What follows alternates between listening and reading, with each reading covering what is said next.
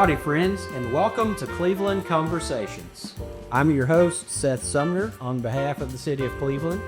And today we have our guest is Council Member Dan Moore. He is the one of our at-large City Council members, and we're so happy to have you with us today, Dan.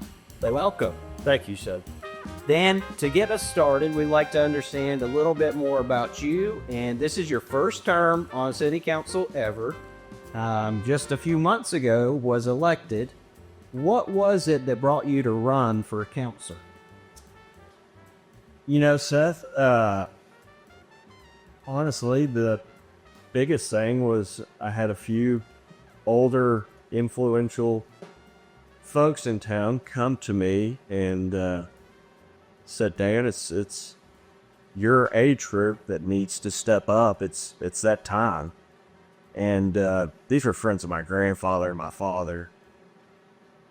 And it really, it lit a fire under my tail. And looking back at it, my grandfather was always so big into politics. And when I was, I don't know, my mid to late 20s, he looked at Richard Banks. There was a constant in our life, Richard Banks. My father and my grandfather were their best friends in the world. A former councilman. And Greg said, Richard, keep this boy in politics.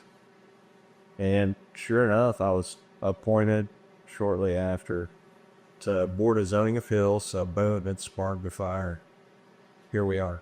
What are your thoughts on our current economic development initiatives in Cleveland, and how do you see the city growing in coming years? There's no stopping it, Seth. You know, our currently city schools are looking for a new school, an intermediate school. That's right. It's great for our community. East Tennessee's blowing up. Absolutely. It's just all there is to it. Here we are where we're going to have that tax revenue to come. Mm-hmm. I would imagine there's 500 or just shy of 500 new houses, residential building permits for this year that haven't broke ground, I think. That's I read right. that. So we got this money coming next year. We got even more coming the next year, even more coming the following year. So we're in a good position. We just got to make sure and set ourselves up right for that responsible growth. Can you share an example of a recent policy or project that has had a positive impact on the Cleveland community? Give us your perspective of being new on the city council and seeing these things happening. Johnson Park is, been 100% across the board from constituents, just in awe. Mm-hmm. My family and I, we live, I don't know, a stone's throw from here. And we took every night at Christmas break, every night that was, bearable, we would walk over and walk through Johnson Park and look at the Christmas tree. And I really felt that impact of being a part of the town I grew up in, the town I love, and just saying, I kind of had something to do with this. Mm-hmm. And it made me feel proud, not only for that, but I'm by Sarah, Ben, my son Ben, Connor, my oldest son, and it just kind of captured me. And it was also Christmas, so feeling kind of gushy anyways, but that's all right. It made me really kind of feel very proud of this position and feel good. And I can't wait to be more involved with stuff like that. What vision do you have for Cleveland's future, and what steps are you taking to see that future come into play? Some of the smaller steps are, like we said, Mouse Creek. I would like to see that something addressed as far as getting that road widened, make it more accessible. So we could potentially, we've got a beautiful soccer park out there, or complex, but what else is available out there as far as maybe a whole sports complex? I don't know. I don't know if there's a big enough footprint. But if we truly made that right off the interstate, we've got all those hotels right there. It's got the possibility to be something bigger. I'd like to see that. So my step would be is let's get the logistics worked out for Mouse Creek. I'm going to say it again, but downtown Inman, make that our walkable, downtown thriving shopping, you name it. But let's make sure 3rd Street corridor happens.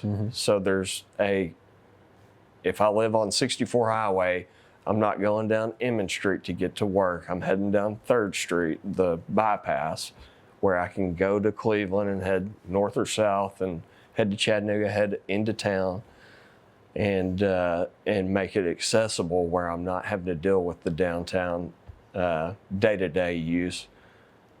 But man, I would love to see some, we've got those drawings or prints of Whirlpool, Maytag, those sites with an amphitheater, the potential behind the museum itself having a little theater behind it.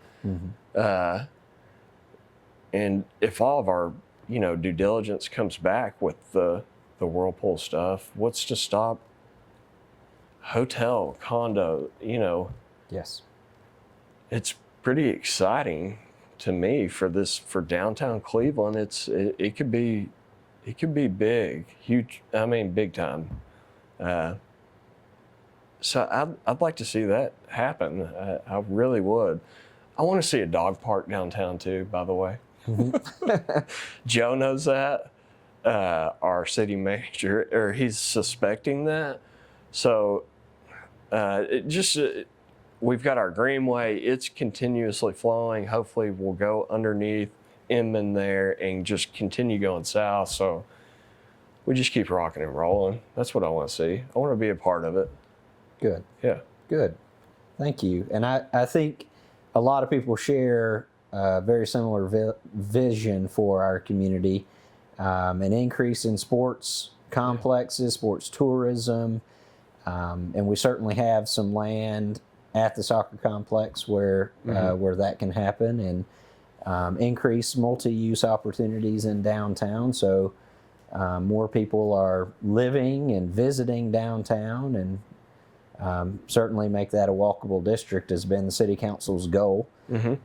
So continuing all those things, I think you're right on. Is there anything else that you'd wish to share with our citizens? I love this city. I'm born and raised here. I'm proud to be your councilman. I'm citywide, so if you get a problem, by all means, it's public record. Call me, email me. I have loved nothing but fielding calls. I really have. I got a phone call about, it was a lady that's in the nursing home. I'm not gonna say her name, but she called me and said, Dan, there's a tree down on some family plots or headstones up on Cemetery Hill over here.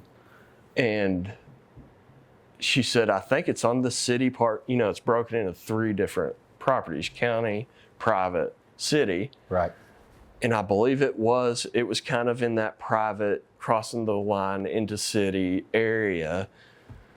And it was my first time I called Tommy Meyer down at Public Works and told him the situation. And it didn't matter. It was over in the private. He just sent Public Works up there. We chainsawed it up, cut it up, put it off to the side. They came, picked it up, hauled it off. And I received a letter in the mail to my personal mailbox written in cursive. It's sitting in my desk, It's stuff like that it's kind of one of those gushy moments that I was like, this is real. I helped somebody.